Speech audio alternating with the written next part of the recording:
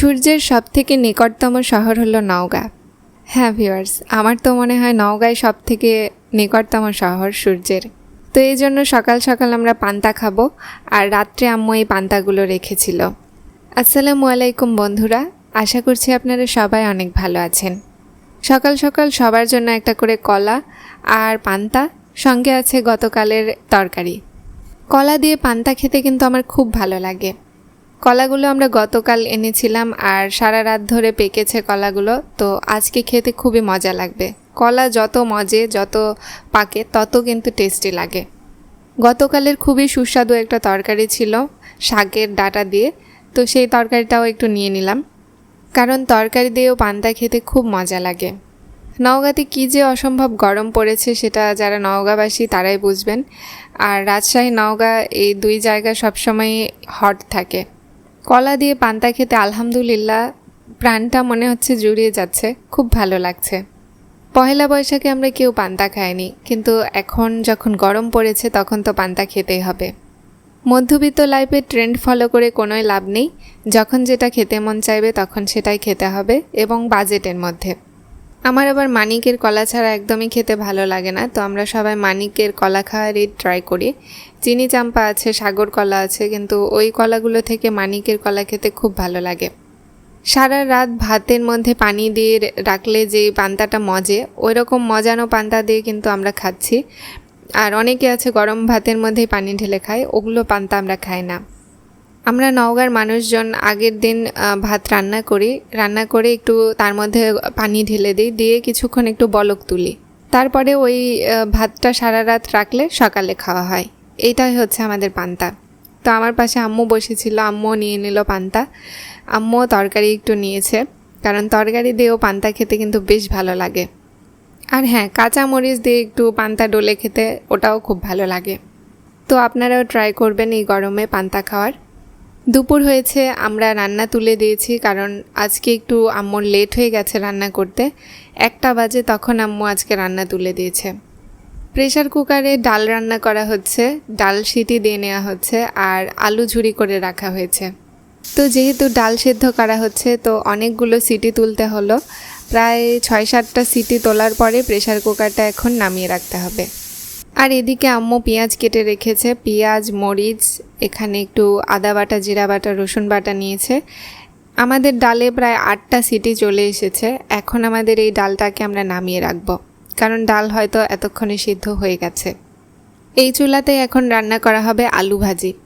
আলু ভাজি দিয়ে ডাল দিয়ে খেতে খুব মজা লাগে। তো আজকে আমরা ভাবলাম যে একটু ডাল, আলু ভাজি, তারপরে ডিম ভাজি, বোড়ের আচার, এগুলো খাবো।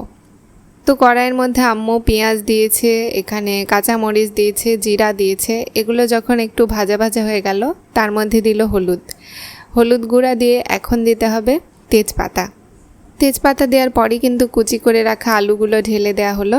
এর মধ্যে ছিল আদা বাটা, রসুন বাটা, জিরা বাটা, এগুলো সব মশলাই ছিল।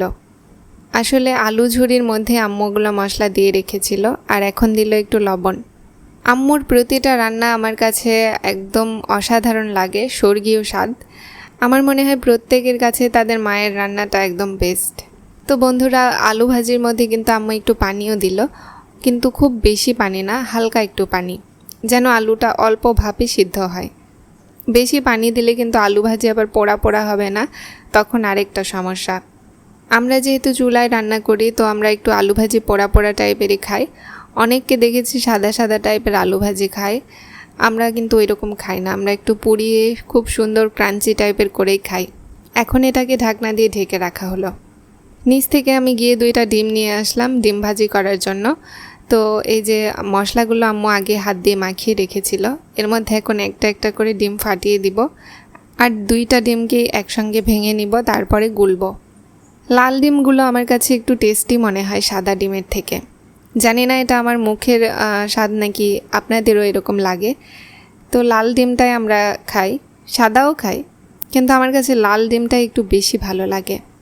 ডিমের কুসুমগুলো খুব সুন্দর কালারের, মানে একদম কমলা কমলা লাল টাইপের, খুব ভালো লাগছে দেখে।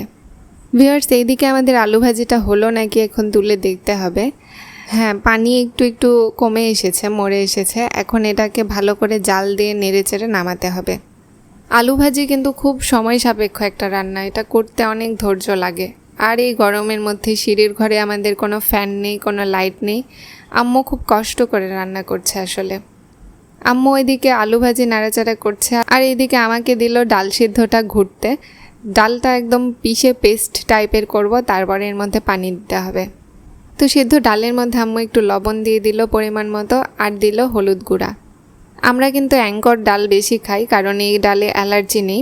মসুরের ডাল যখনই খাই খুব অ্যালার্জির সমস্যা হয়, তো মসুর ডাল মাঝে মধ্যে খাওয়ার চেষ্টা করি। আমার কাছে এই অ্যাঙ্করের ডালটা খেতে কিন্তু মসুরের ডালের থেকে অনেক ভালো লাগে, এই ডালের স্বাদটা অন্যরকম। তো ভিউয়ার্স, এই যে অনেকক্ষণ ধরে আমি ঘুরলাম ডাল, একদম পিষে পেস্ট টাইপের করেছি। তারপরে আবার আম্মু আমার থেকে নিয়ে নিল। এখন দিয়ে দিতে হবে এর মধ্যে অল্প অল্প করে পানি, মানে আমরা যতটুকু ডাল খাবো আর কি ততটুকুই পানি রাখবো। ডালের মধ্যে পানি আমাদের আস্তে আস্তে করে অ্যাড করা হলো। এখন কড়াইয়ের উপরে তেল দেওয়া হলো ডিম ভাজার জন্য। প্রথমে আলু ভাজা হলো, তারপরে এখন ডিম ভাজবো। ডিম ভাজির পরে শাক হবে, শাকের পরে আমরা ডালটা তেলানি দিব। তো কড়াইটা এতই গরম হয়ে গেছিল, আম্মু একটু নেমে নিল, নেমে তারপরে ডিমটা দিল। আমার কাছে ডাল ভাত হলে আর তো কিছুই লাগে না, আর সঙ্গে যদি থাকে বোরের আচার, তাহলে তো কথাই নেই। অশ্লীলতার এই যুগে আমার ভিডিও কেউ দেখবে নাকি আমি জানি না, তবে আমি আমার মনের শান্তির জন্য প্রতিদিন ভিডিও তৈরি করি, এবং আমার কিছু সাবস্ক্রাইবার আছে আমাকে অনেক সাপোর্ট দিচ্ছে, তাদের জন্যই। তো আমি আশা করছি যে আপনারা আমাকে সাপোর্ট করবেন। এখন তো বউ ব্যবসা স্বামী ব্যবসা চলছে, তো এসবের মধ্যে কি আমার ভিডিও কেউ দেখবে? মাঝে মধ্যে আমার এটা মনে হয় যে আমার ভিডিও হয়তো বা কেউ দেখবে না, তো তারপরেও ইনশাআল্লাহ, আল্লাহ চাইলে সব কিছুই হয়। নওগাঁ শহরের এই ছোট্ট মেয়েটার ভিডিও যে কেউ দেখবে, এটা যদি আল্লাহ চান তাহলে অবশ্যই হবে। মেয়েরা চাইলে কিন্তু এখন অনেক কিছু করতে পারে, আর রিজিকের জন্য আসলে চরিত্র নোংরা করে লাভ নেই। রিজিক আসবেই যেভাবেই হোক। প্রতিটা মেয়েরই পরিশ্রমী হওয়া উচিত। পরিশ্রমী হলে অবশ্যই সফলতা আসবে। পরিশ্রম করলে, সৎভাবে থাকলে অবশ্যই সফলতা আসে। এটা আমি দেখেছি এবং নিজের লাইফ থেকে আমি জানি। যদিও বা এখনও আমি সফলতা পাইনি, তবে আল্লাহ চাইলে অবশ্যই সফল হব। তো ভিউয়ার্স, কথা বলতে বলতে কিন্তু আমাদের ডিম ভাজাটা শেষ। এখন ডিম ভাজি করার পরে এই কড়াইয়ে আমরা একটু শাকটা গরম করে নিব। এই শাকটা ফ্রিজে ছিল, লাল শাক, খুব মজা হয়েছিল লাল শাকটা। প্রতিদিন খাবারের সঙ্গে যতই মাছ মাংস খান না কেন, একটু করে কিন্তু শাকসবজি রাখা উচিত, কারণ শাক খেলে কনস্টিপেশনের সমস্যা হয় না, শরীরটা ভালো থাকে। আমাদের সমস্ত রান্না শেষ। এখন দেয়া হলো রসুন আর পেঁয়াজ, এর মধ্যে দেয়া হলো তেল, কারণ ডালটা তেলানি দিতে হবে। যে তীব্র গরম পড়েছে, উপরে তো থাকা যাচ্ছে না, তারপরেও আম্মু খুব কষ্ট করে আমাদের জন্য রান্না করছে। নিচে কারেন্টের চুলায় রান্না করলে এখন অস্বাভাবিক বিল আসছে আমাদের, তো আমরা একটু গরম টরম করার জন্যই নিচে রান্না করি, যখন তরকারি গরম করতে হবে, এই ডিম ভাজি টাজি এই সে করার জন্য। তো ভিউয়ার্স, এর মধ্যে এখন ডাল মশলা দেয়া হলো। ডাল মশলা দিয়ে একটু যখন পোড়া পোড়া হলো, এখন ঢেলে দিতে হবে ডাল। আলহামদুলিল্লাহ, খুব সুন্দর একটা মজার গন্ধ আসছে। ডাল তেলানির গন্ধটা কিন্তু আমার খুব ভালো লাগে। দুপুর হয়ে গেছে, আমরা পরিবারের সবাই মিলে খেতে বসেছি, আব্বু, আম্মু, আমি, আমার ছোট ভাই।